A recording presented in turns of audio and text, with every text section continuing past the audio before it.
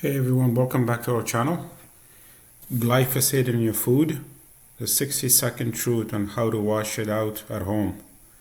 Glyphosate is a widely used herbicide, basically a chemical designed to kill weeds by blocking plant growth. To be specific, glyphosate is one of the most widely used weed killers in modern agriculture.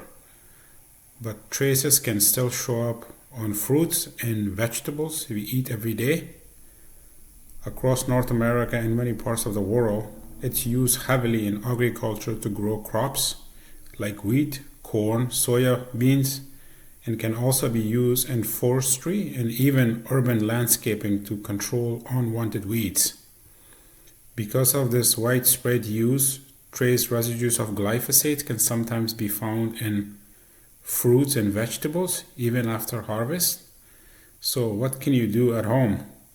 First, always rinse produce under running cold water for at least 60 seconds while rubbing the surface.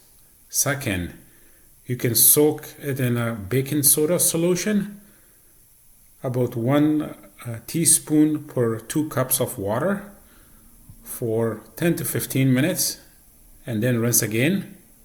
Some people also use vinegar rinses, but the key is through washing and scrubbing.